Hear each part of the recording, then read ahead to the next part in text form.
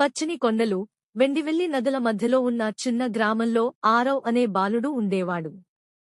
అతను ఒక పేద కుంభకారుడి కుమారుడు.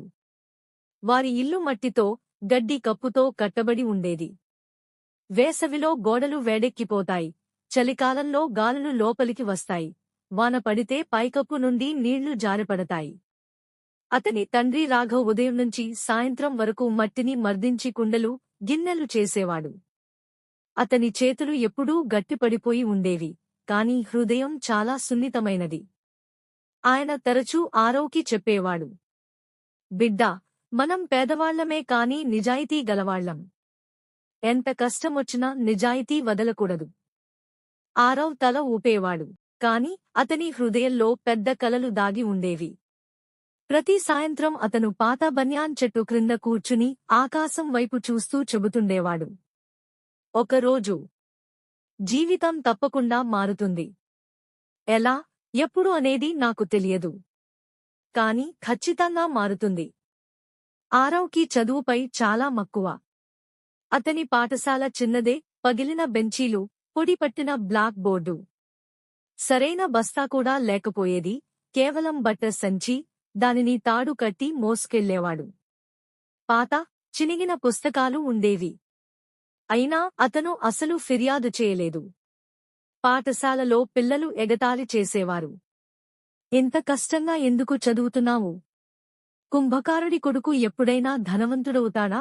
ఆరవ్ నవ్వుతూ సమాధానం చెప్పేవాడు, బహుశా నేను ధనవంతుడు కాకపోవచ్చు, కాని ఇతరుల జీవితాలను మెరుగుపరచగలను.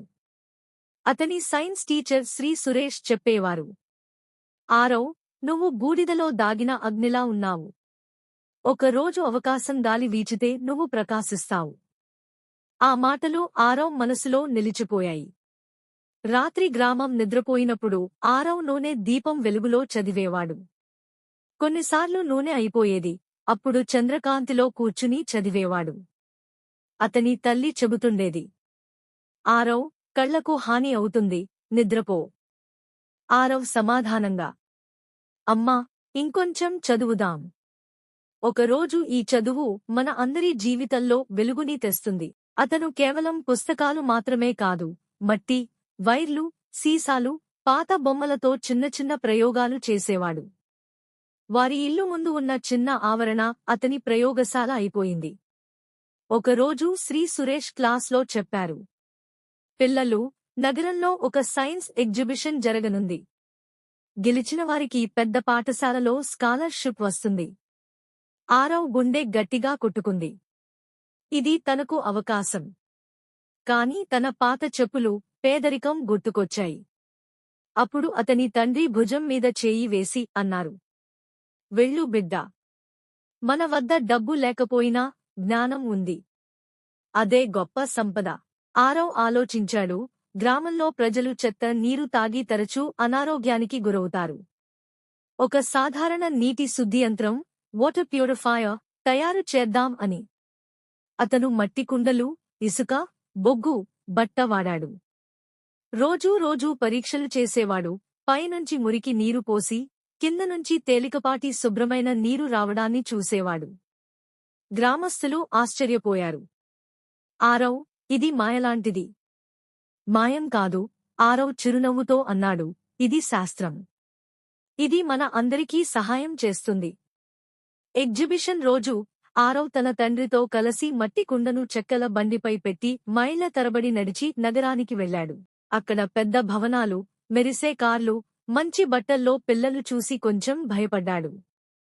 కాని తండ్రి చెప్పాడు, గుర్తుంచుకో బిడ్డా, బంగారం మట్టిలో ఉన్నా మెరుస్తుంది.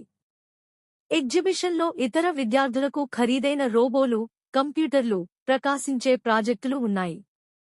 ఆరవ్ ప్రాజెక్ట్ చాలా సాధారణంగా కనిపించింది. కొందరు ఎగతాళి కూడా చేశారు. ఇది సైన్స్ ప్రాజెక్ట్ నా లేక వంటగది పని? కాని ఆరవ్ నిబద్ధతతో, నమ్మకంతో చెప్పాడు, తన నీటి శుద్ధి యంత్రం వేలాది పేద కుటుంబాల ప్రాణాలను కాపాడగలదని. న్యాయనిర్ణేతలు ఆసక్తిగా విన్నారు. ఫలితాలు ప్రకటించారు. హాల్లో స్వరమొచ్చింది. మొదటి బహుమతి దక్కింది. కుంభకారుడి కుమారుడు ఆరవ్కి ప్రాణరక్షక నీటి శుద్ధి యంత్రం కోసం అందరూ చప్పట్లతో మార్మోగారు. తండ్రి కన్నీళ్లతో ఆనందపడ్డాడు.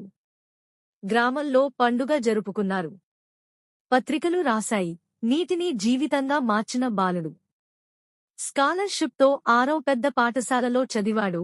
తరువాత శాస్త్రవేత్త అయ్యాడు. ప్రపంచం చుట్టి వచ్చాడు, కాని తన గ్రామాన్ని మరచిపోలేదు. సంవత్సరాల తరువాత ఆయన శాస్త్రవేత్తగా గ్రామానికి తిరిగి వచ్చాడు. సౌర శక్తి విద్యుత్ తీసుకువచ్చాడు. త్రాగునీటి వసతి కల్పించాడు. పిల్లలకు కొత్త పాఠశాలలు నిర్మించాడు. మళ్ళీ అదే పాత బన్యాన్ చెట్టు క్రింద కూర్చుని నక్షత్రాలను చూసి అన్నాడు, అవును, జీవితం మారింది. కాని నా ఒక్కదాని మాత్రమే కాదు, అందరిదీ మారింది. కథ నుండి పాఠం: కష్టపడితే, ఓర్పుతో ఉండితే, నమ్మకం ఉంచితే చీకటి జీవితం కూడా వెలుగుతో నిండిపోతుంది. నిజమైన విజయమంటే మనల్ని మాత్రమే కాకుండా ఇతరులను కూడా పైకి తీసుకెళ్లడం.